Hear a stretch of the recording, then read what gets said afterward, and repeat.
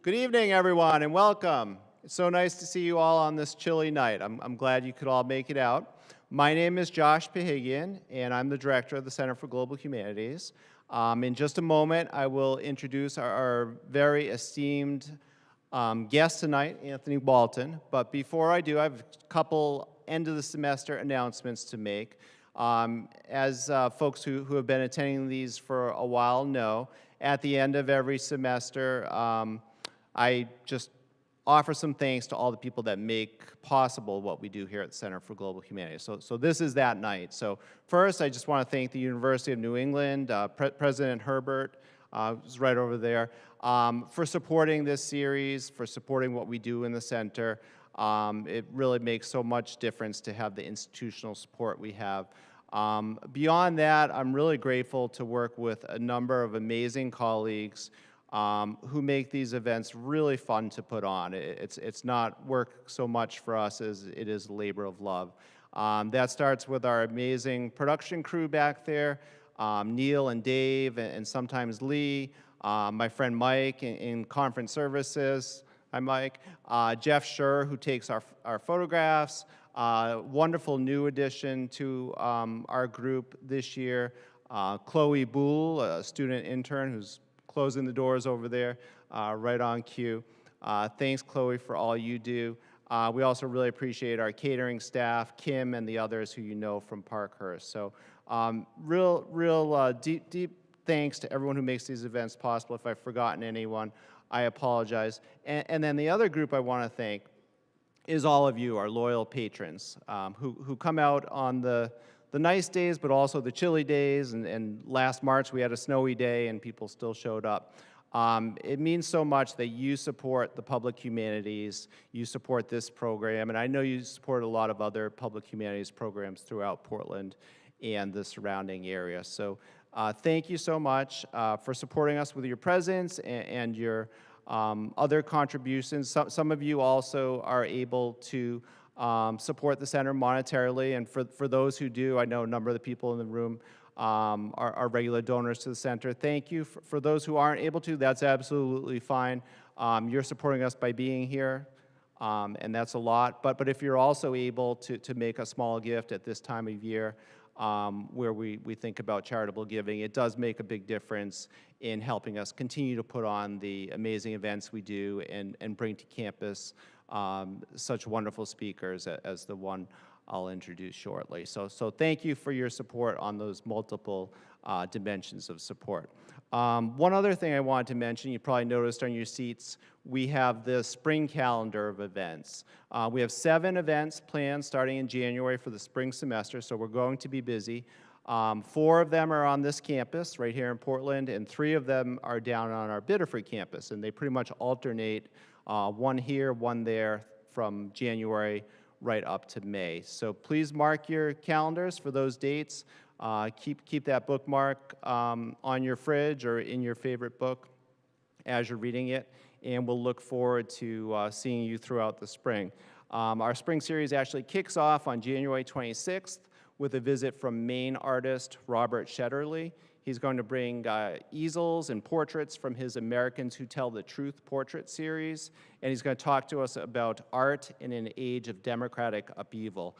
Mr. Shetterly is one of the really bright lights here in Maine, as is tonight's guest, and this time it's my distinct pleasure to introduce him to you. Anthony Walton is an acclaimed poet and essayist, as well as the editor and author of several books, including Brothers in Arms, the epic story of the 761st Tank Battalion, which he co-wrote with NBA legend Kareem Abdul-Jabbar, and Mississippi, An American Journey, among other books. Tonight, Professor Walton will build off the ideas he shares in his latest book, The End of Respectability, Notes of a Black American Reckoning with His Life and His Nation. Additionally, Anthony's poems and essays have appeared in numerous magazines, journals, and anthologies, including the New York Times, the New Yorker, the Atlantic, and the Oxford American Magazine. More than being a prolific writer, Anthony is also a professor and writer-in-residence at Bowdoin College. My colleague Neil and I took a trip up to Bowdoin this past spring to hear him talk there with one of his faculty colleagues, and it was really a wonderful night of fascinating chat. So I know we're in for a real treat here tonight. At Bowdoin, Professor Walton's research and teaching focus on modern and contemporary poetry, post-colonial literature and theory, African-American literature, Irish literature, and Ralph Ellison. He holds degrees from Brown University and the University of Notre Dame. Please join me in welcoming Anthony Walton for his lecture, The Past is Not Past, Embracing the Politics of Memory.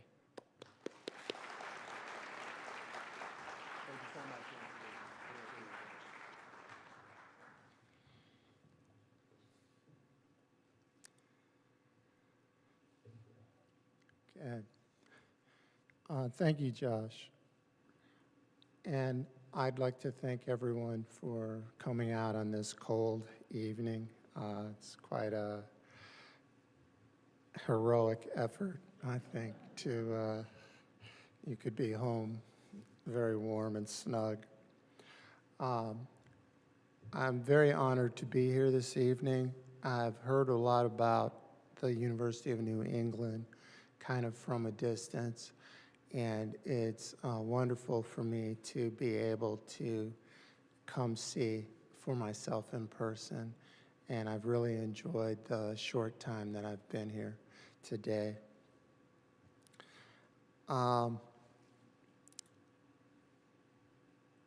So the last month or so has seen the enactment of yet another culture war contretemps. These ritual skirmishes that have marked our society and our politics in the latest iteration since at least, I would say, the early 1980s. This time the conflict centered around right-wing dismay with the Ken Burns directed and produced PBS documentary, The American Revolution. And that's a project that I think would seem like, to the disinterested visitor or viewer, a straightforward enough retelling of events that occurred in the 18th century on the continent of North America. Those events, which occurred from roughly 1754 to 1783, led to the creation of the place where we now stand, the country known as the United States of America. One critique from the right was summed up by National Review writer and editor Rich Lowry, who said in a talk at a conservative think tank in Oklahoma, quote, "We need to teach our history in a truthful version of our history. We cannot allow our history to be distorted and lied about in our schools and made into an unrelieved tale of oppression and woe. It has to be told as the glorious story of free people living in a blessed land," end quote. I'm not sure what Ken Burns and company lied about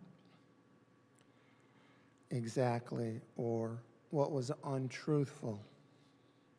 The documentary does include a wider cast of characters than I, for example, heard about growing up in Illinois in the 60s and 70s.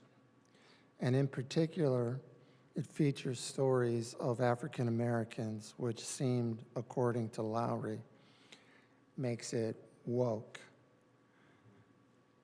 And I'll say more about that in a moment.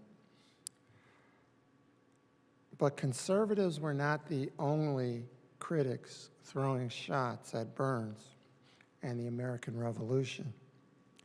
Tad Sturmer, a progressive American professor now teaching at the University of Southern Denmark, said that Burns had produced a, quote, war documentary, unquote, that swallowed the revolution itself, and which contributed to nationalist bellicosity and obscured almost everything that happened during that time period. Sturmer thinks that Burns, quote, replicates 1950s consensus history, end quote, and basically just repeats the same old, quote, superhuman white man story, unquote, while sprinkling in some blacks, Native Americans, and women to make the story more palatable to the 2005 audience. He said, quote, basically Burns did what he always does, which is to tell the audience what they want to hear, end quote. Everyone except Rich Lowry, I guess. So again, Ken Burns has pulled the nifty trick of not pleasing anyone while pleasing everyone, of being woke and reactionary at the same time. Some of this discontent is due to the specific nature of the American Revolution. It seems like it means a great deal to people to be able to control that particular story. But it also begins to illustrate how we wrestle and fight over these memories and stories. And witnessing this argument and any number of others, whether over 1619, CRT, Me Too, Confederate monuments, school curriculums, university funding, perhaps most telling, that heart of American myth preservation, the Smithsonian, it starts to generate some questions. What is the truth about America? What happened? And what do such questions say about who is an American?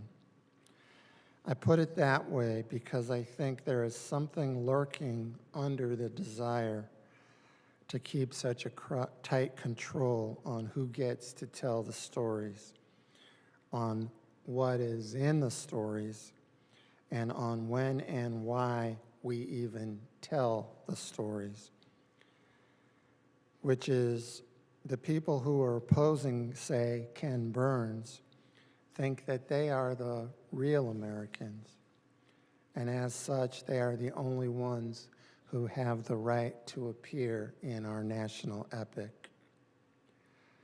There is often a sense that, and sometimes clearly stated, something that goes like, my family has been here for X generations, and we are the ones who own the nation, and as such, we get to tell, we get to decide what is the story.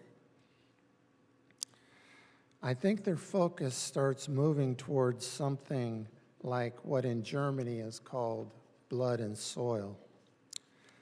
They want to think of American as an ethnicity, in this case, Caucasian, rather than a set of creeds, rights, obligations, and duties. Who, not how. But in defining what or who is an American, I happen to agree with the eminent historian Gordon Wood, who I don't always agree with, and who I think has overlooked groups and stories in the past in his own narration of the American story.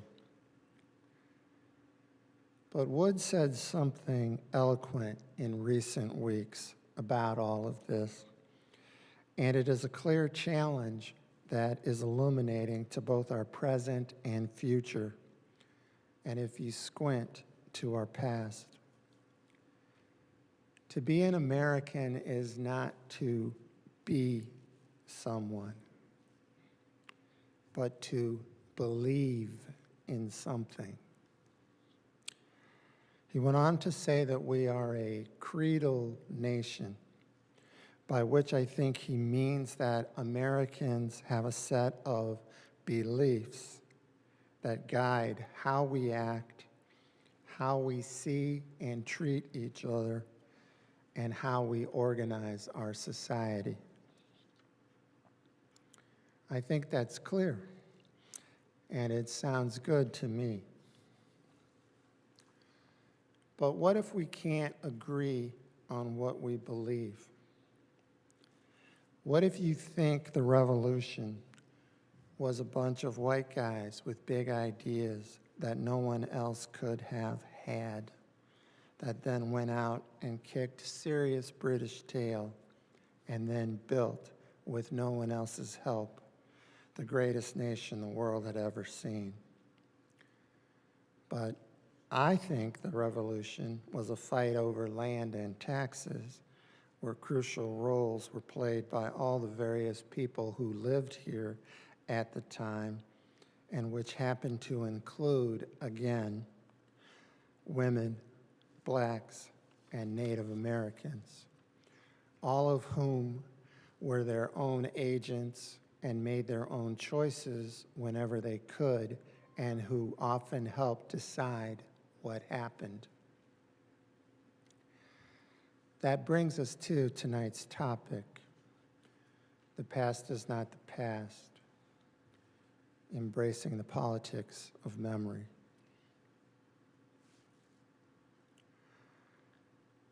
To my thinking, the politics of memory comes down to what we believe.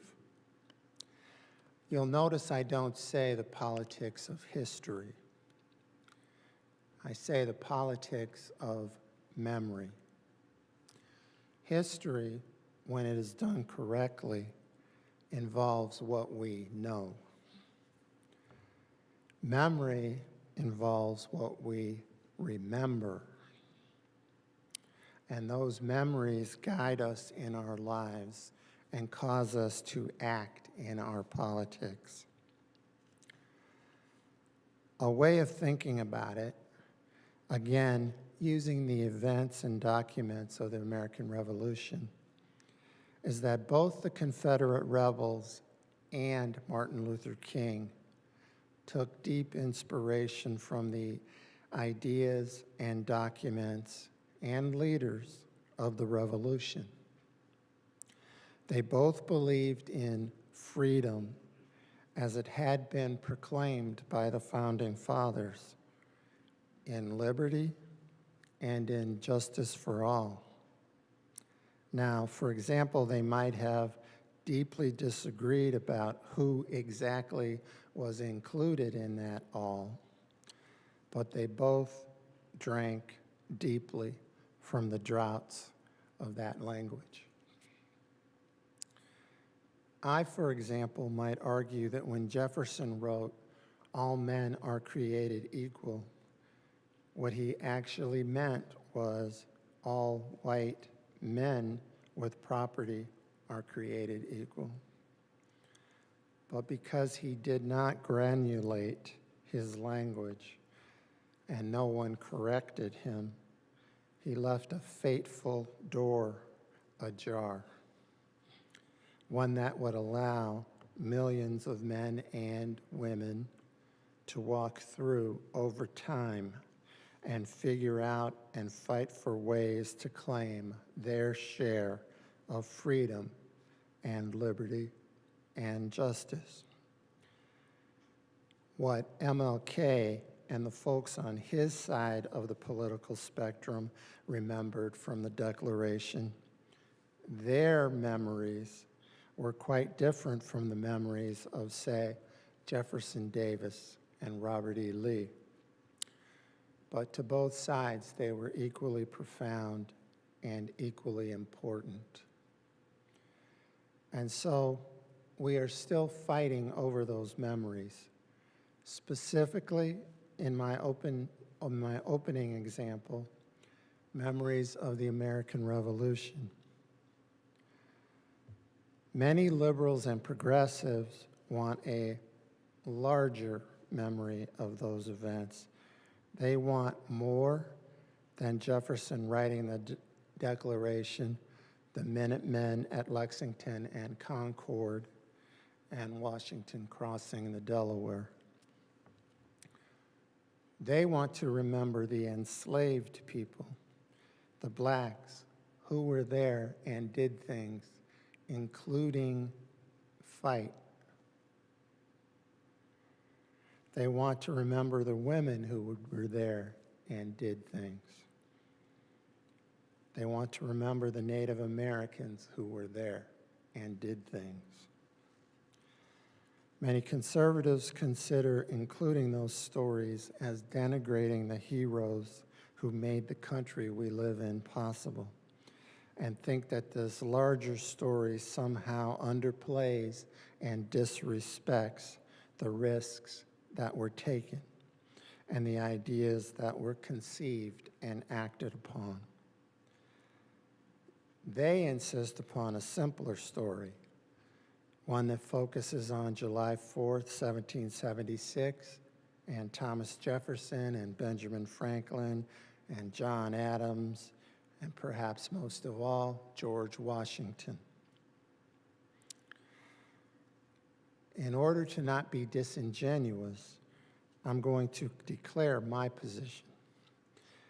I am on the side more of the liberals, and I would say in this case, of Ken Burns, which is to say, why can't all of these stories be told? Why can't including the stories of the enslaved add to the memory rather than diminish it? And to argue directly against a talking point that telling all the other stories besides those of white men is woke and harms national unity. I would say no, actually it increases unity because it includes.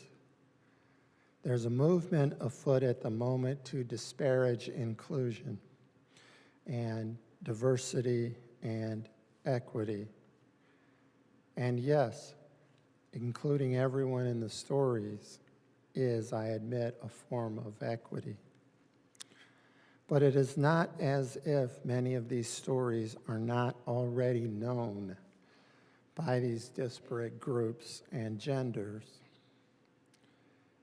I don't think Crispus Attucks thought of himself as a white man when he was killed at the Boston Massacre. And I doubt that the other victims saw him as one either. I like to think he thought of himself as an American. And I certainly think that his sacrifice, one of the earliest fatal sacrifices of the conflict, makes him an American. The advance in Burns's style of story, in my view, comes from having everyone know everyone else's story,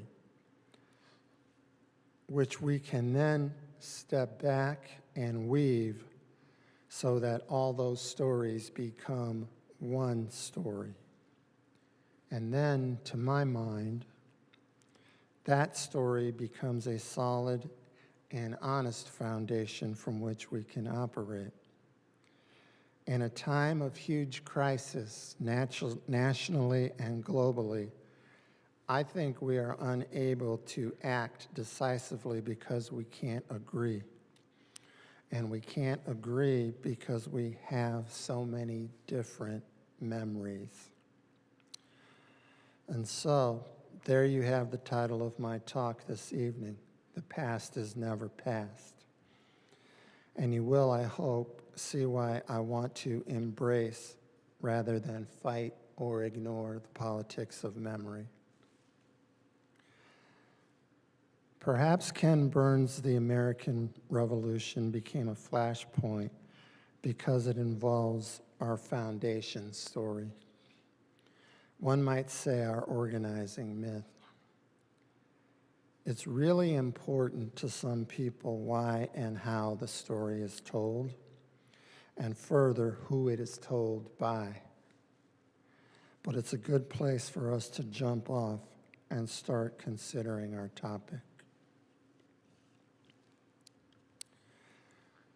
I would like to put forth a couple of dictionary definitions, and I apologize for any seeming potential pedantry.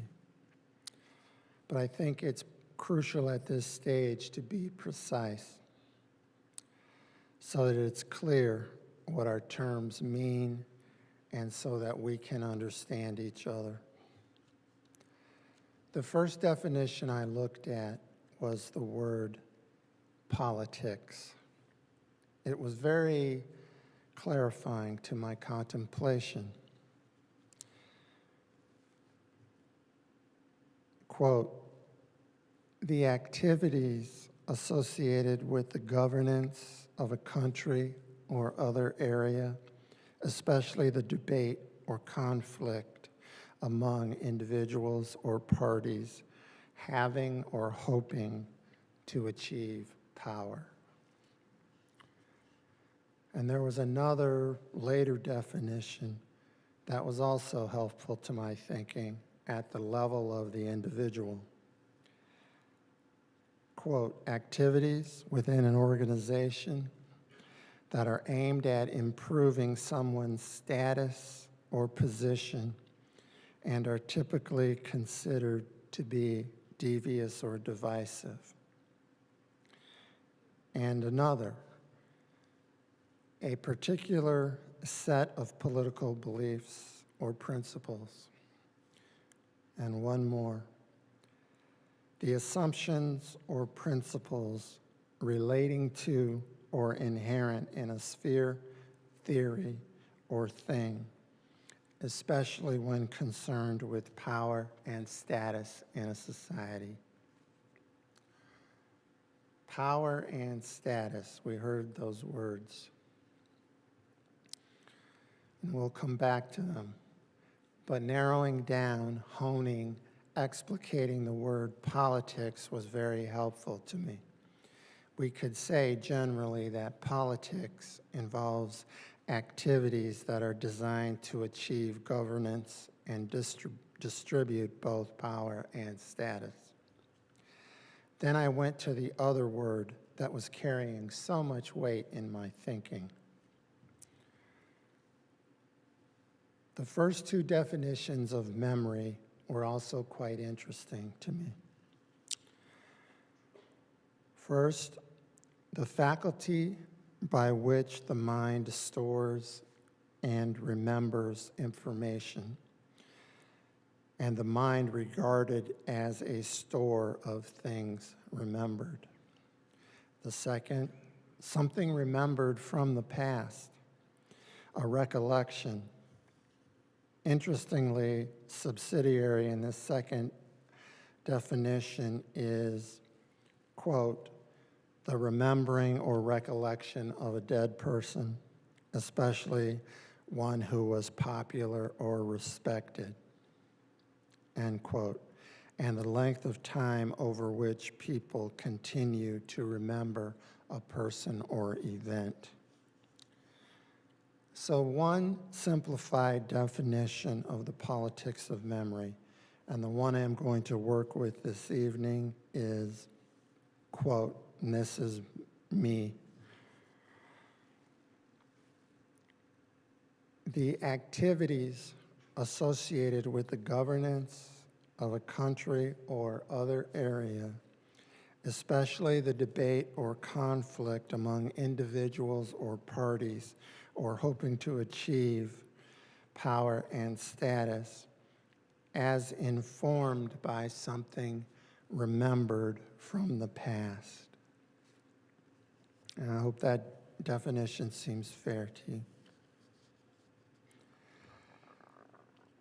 It's my position that we as Americans Those people who are so often thought of as recklessly throwing ourselves into the future are in fact trapped in memories of the past. And until we free ourselves of those memories by embracing them, immersing in them, working with them, building them into a story that is useful and can serve all of us, we are going to spin our wheels and lurch forwards and backwards and from side to side, and we will be in danger of wrecking, if not destroying, our nation. And I don't mean wrecked in terms of what we've just seen the last couple of years. I mean wrecked or destroyed in terms of no longer functioning, of ceasing to exist, of becoming a failed state. That's what I think will happen if we continue with these wars of narrative that talk past each other and do not resolve, but only fan and accelerate conflict.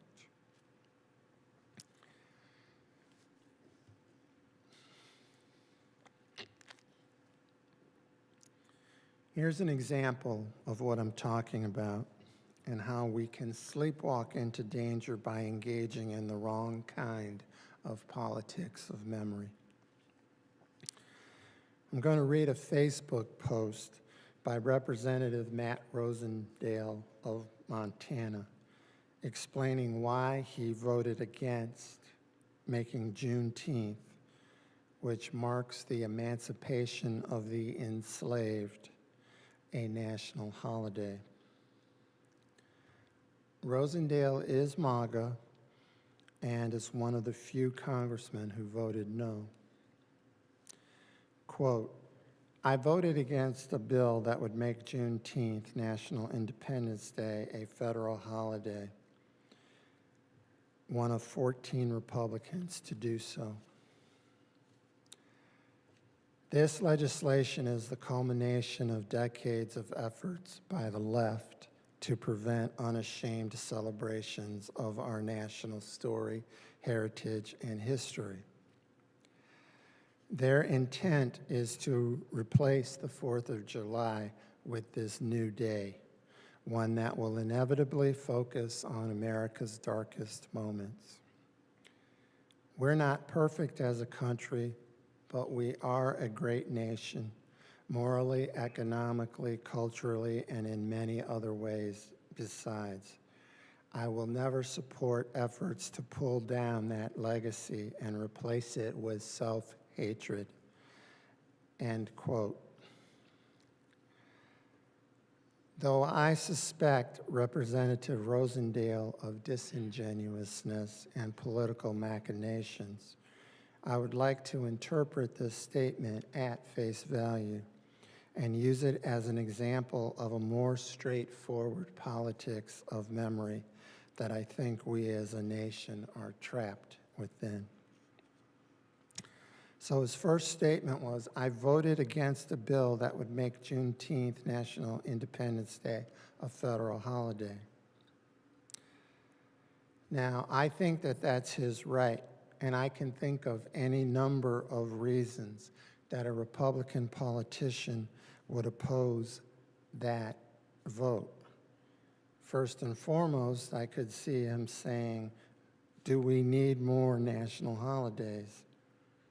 Do we need to give more days off? It's a waste of money. In terms of controlling government expenditures and being fiscally responsible, that would be an interesting argument. But then I think he begins to get a little out there. This legislation, this is, quote, this legislation is the culmination of decades of efforts by the left to prevent unashamed celebrations of the national story, heritage, and history. Now, I'm not sure about this.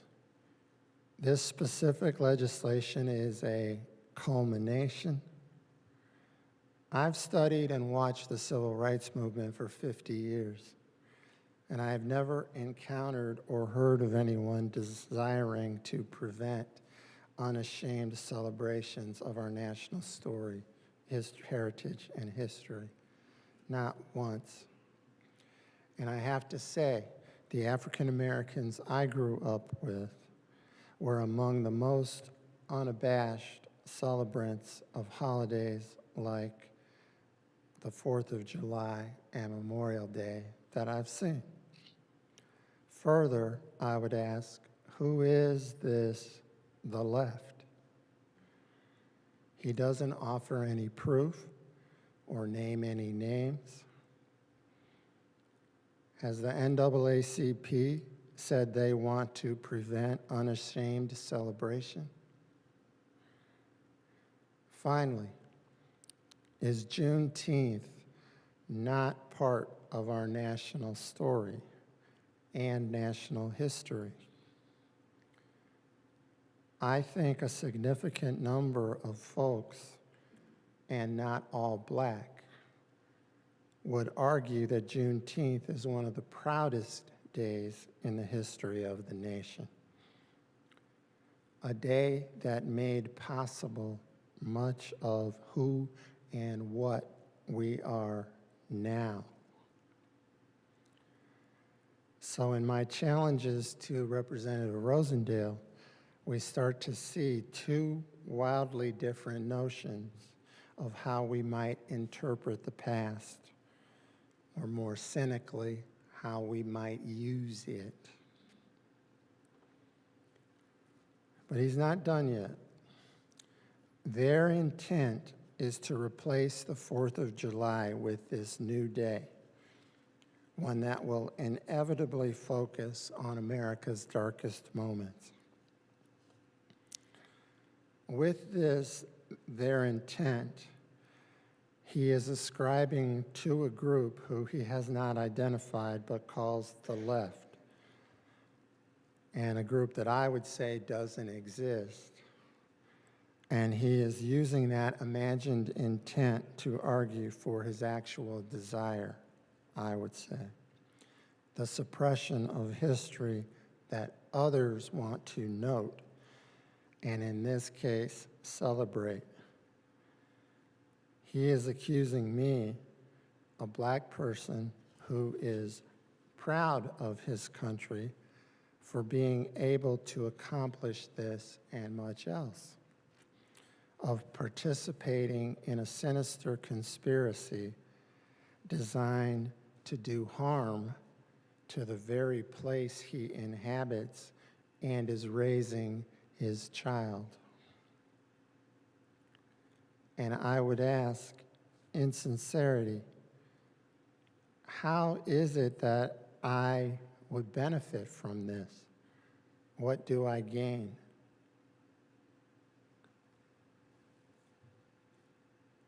And yes, slavery was certainly a dark moment, a stain on the nation.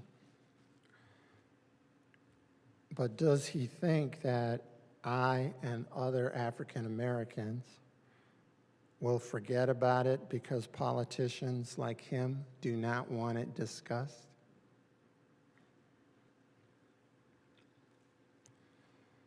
On to his last sentence.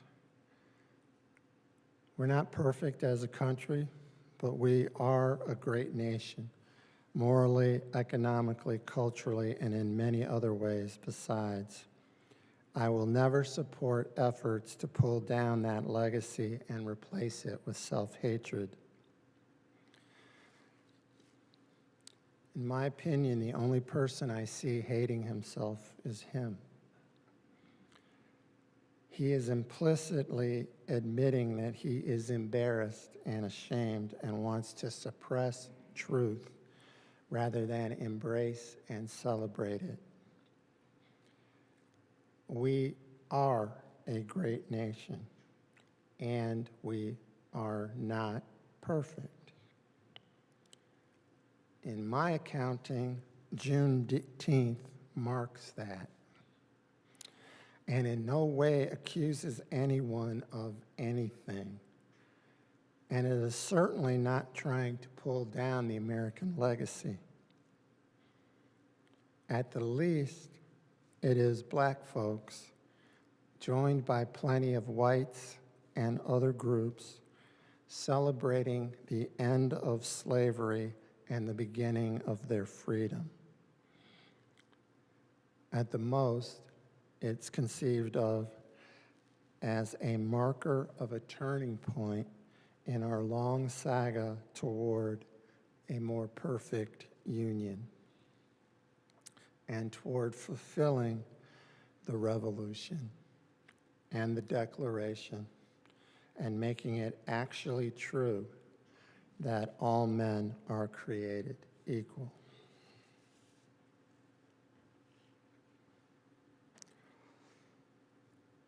All of that is true. And when I say we should embrace the politics of memory, what I mean is we need to begin to have the courage to, black or white, Asian, Latino, Native American, conservative or progressive, liberal,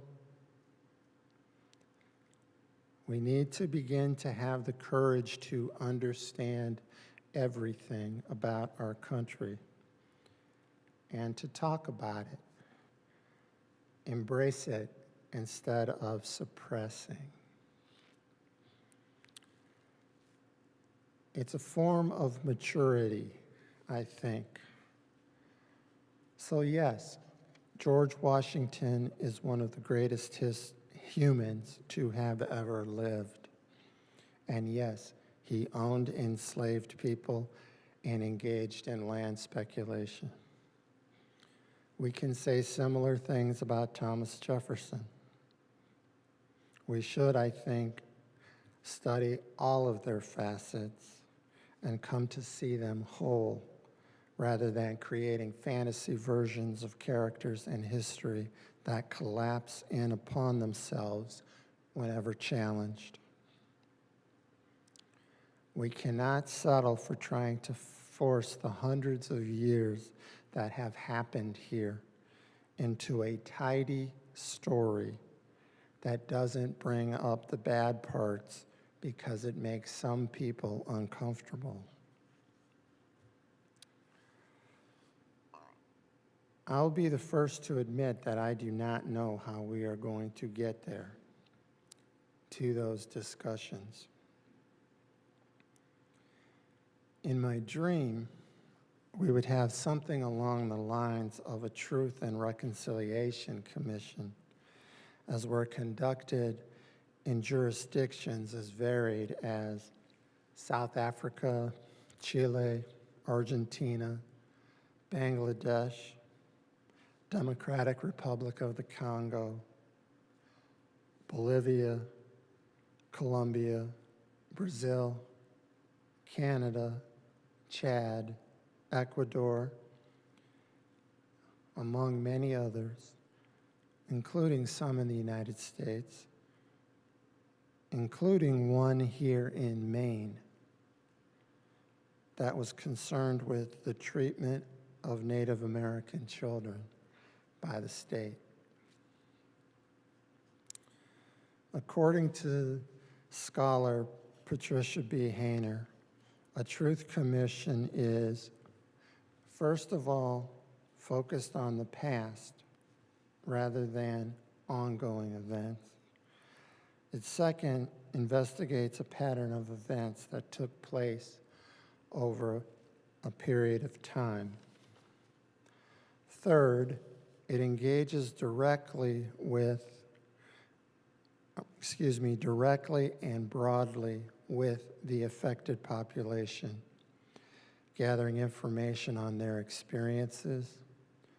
Fourth, it's a temporary body with the aim of concluding with a final report. And fifth, it's authorized or empowered by the state under review. If we did this in America now, we would have to modify these rules, particularly number 3, because the events and histories that need to be clarified and codified are often deeply in the past. And witnesses to more recent events, such as civil rights murders, are dying and receding into the past. So we would be seeking, I think, mutually agreed upon narratives of the past. For example, saying things like, this happened on this date in this town in Mississippi, and to our best knowledge was committed by the Ku Klux Klan in that county. And perhaps it can't be done. But to me, this is the only way out of our morass. It's crucial to develop an official sanctioned narrative, a set of indisputable facts, a version of history that would enable us to have something to work from. Moving into the moral or even religious dimension, a condition of the commission could be that once the narrative was settled upon, then crimes and transgressions would be considered forgiven. But there's a danger for Americans because people in our current wrestling over memories, we would not even be able to choose.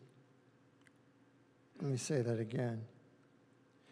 In our current wrestling over memories, we would not even be able to choose a bipartisan commission that all stakeholders could accept as being trustworthy and fair.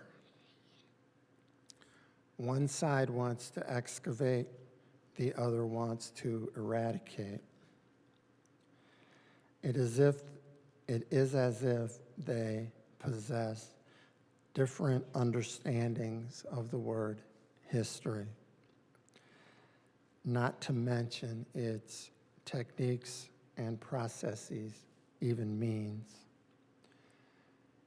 We risk having our history, our story, turn into myth and then propaganda, controlled by whoever has the most money and therefore political power. Think of it this way. Whoever controls the past can control the future because they will control what the citizenry knows, expects, and desires.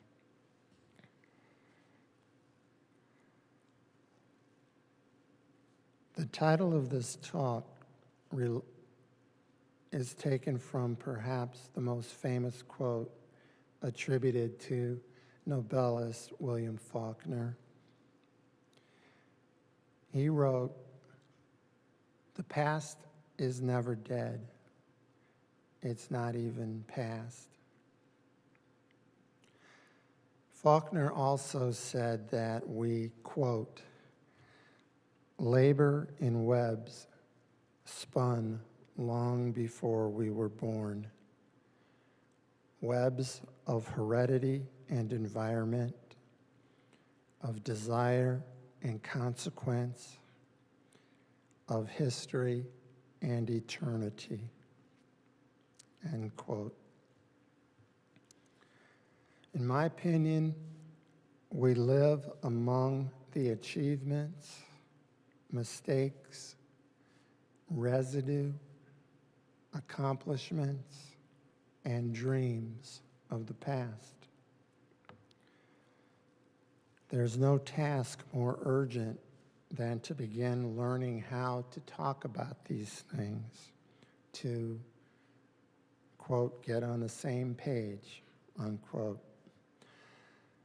so that we can begin to have actual dialogue with input from all sides on how to solve and manage the myriad problems we face as a nation and planet. And this is not a pipe dream. I'll remind you of something that happened not all that long ago. As a matter of fact, it happened in my lifetime. Have you ever heard of Everett Dirksen? He was a senator from my home state of Illinois, and he was like many members of the GOP at that time, flinty, really smart, concerned about the waste of government money, and worried that the perdition and corruption of Chicago was going to spill over and destroy the beautiful fields and forests and farms of the land of Lincoln. He also was the principal author of the 1964 Civil Rights Act, which, along with the Voting Rights Act, and yes, the Emancipation Proclamation, which gives us Juneteenth, is the most important act by our government on behalf of African Americans. He wrote about it, saying that it was, and this is him, he's quoting Victor Hugo, but, quote, an idea whose time had come, unquote. He had studied our history, thought about it, and embraced it. I'd like to think that within the 60 years since, we haven't changed all that much. Thank you.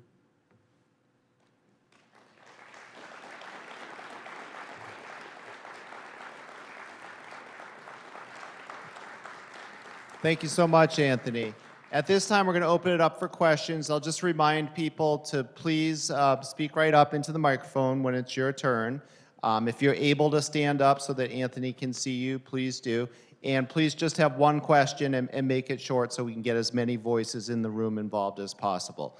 So I have a microphone here. My colleague Neil has one on the other side. I see a question right in front here, so we'll start here, and then we'll see if Neil can get someone queued up. Professor, thank you so much for your presentation. I'd Thank like you. to move right to the end when you discussed Everett Dirksen. Do you think he would be welcomed by the GOP today? I think that that's a very complex question. I mean, the simple answer, I think, would be no. But when we look at those kind of counterfactual kinds of questions, I mean, it really depends, because if he had been there the last 20 years, things that have happened might not have happened. I'm very fascinated by people like him who very, very, very serious, and he was, you know, in certain ways, you might say he was to the right of Ronald Reagan, but he seemed to have a different, the more I study him, he had a different view of what his role was in society. He had his belief system, but he was concerned about everybody and what was best for the nation as a whole, not just for his crew. So, I don't know. We have another question on this side of the room over here. Excuse me. Thank you very much for a lot of food for thought. I'm wondering, do we as human animals remember things as we want to remember them, not as they are? I'm interested in your thoughts on that. I think that is definitely the case. I think that some of that is survival. You know, if we remembered everything as exactly how it happened, et cetera, we would probably get very discouraged.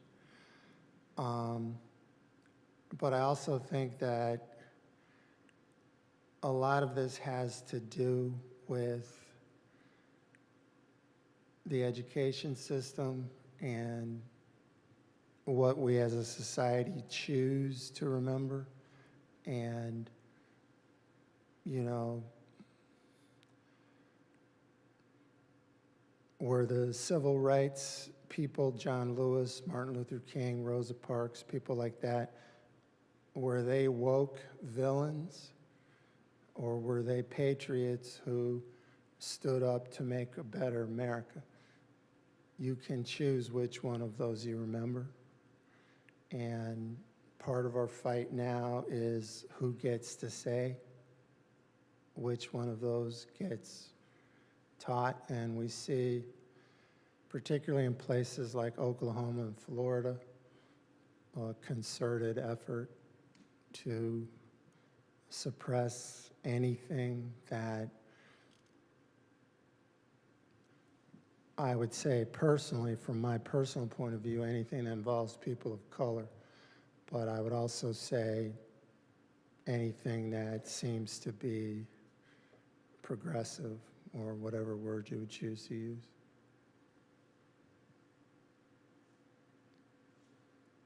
I think we have a student question on the far side of the room, Neil. Questions over here.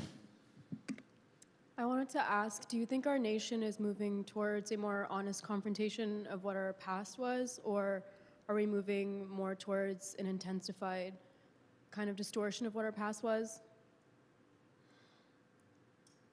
I think at this moment,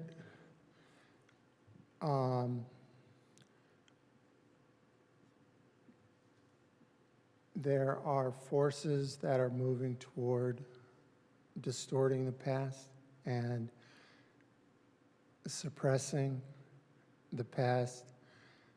But I also think that people are resisting that and standing up to it. I think that a lot of what's going on now has to do with states, and unfortunately, a lot of it is seeming to break down on the red-blue design. I think that, you know, for example, why attack the African American Museum at the Smithsonian? You know, I don't think that ultimately that's going to work, but there's certainly a concerted effort to do it now, and I think we just have to see.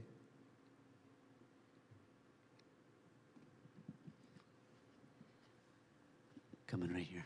There's a question here.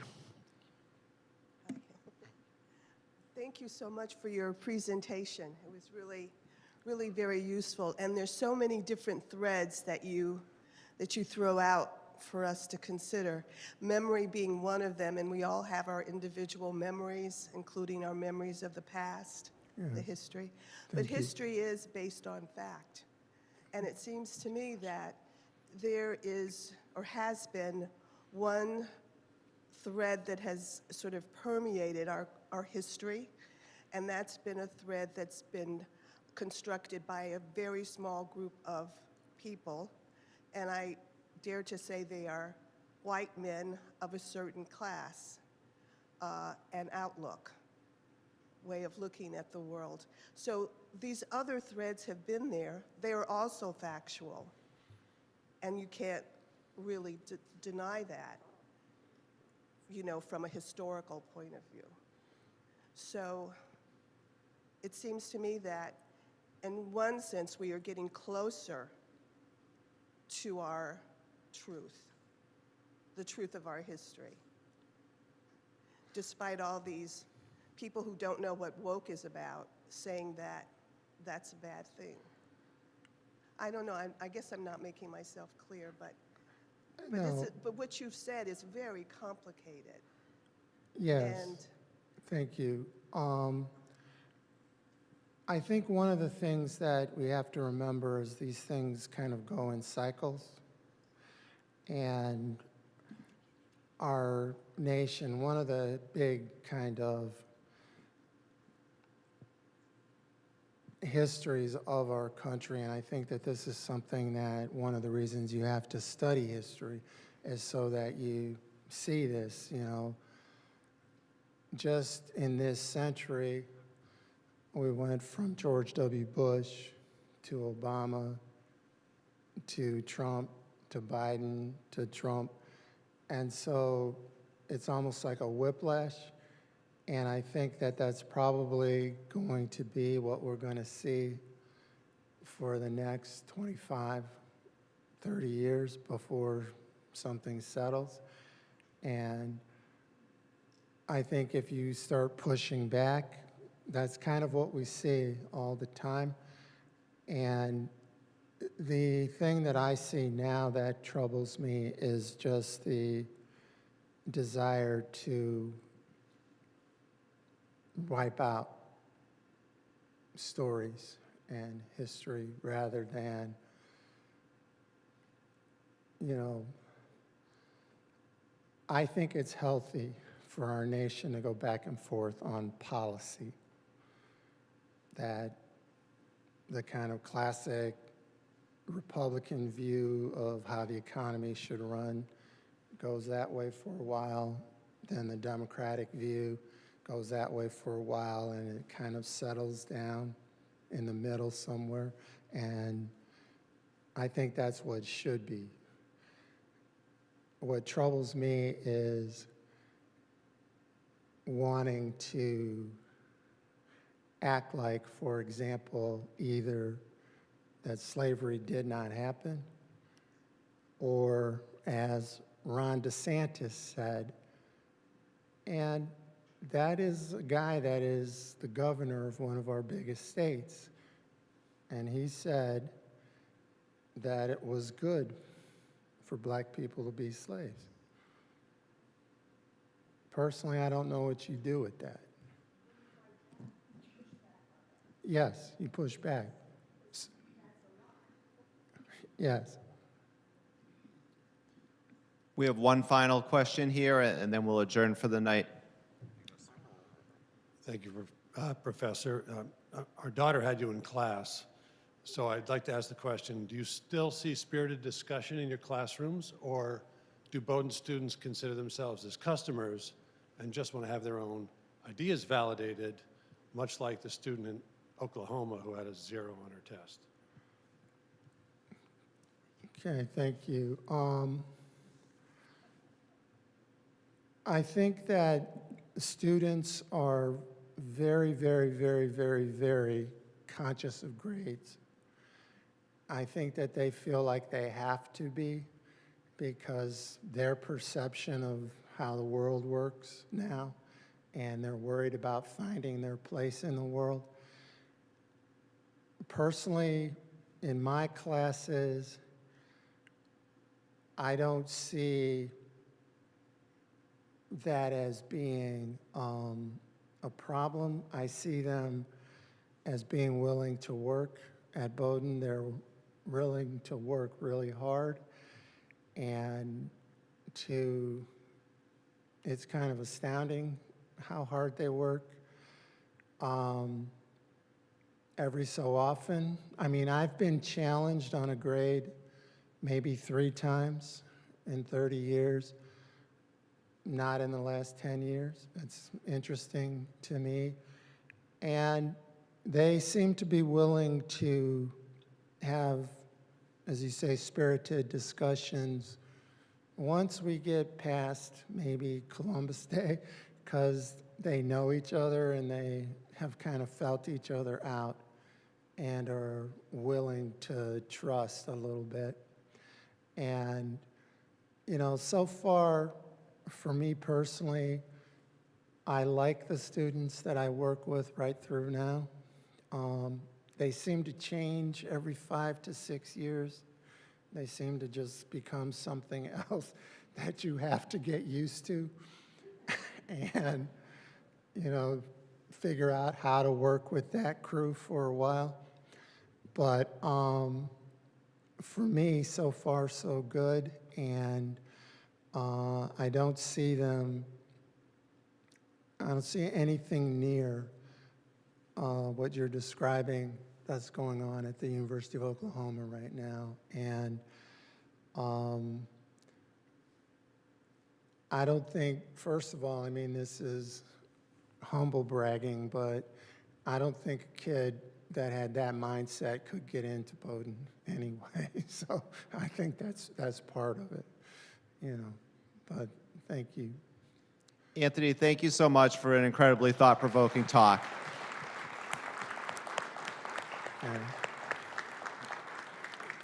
Thank you.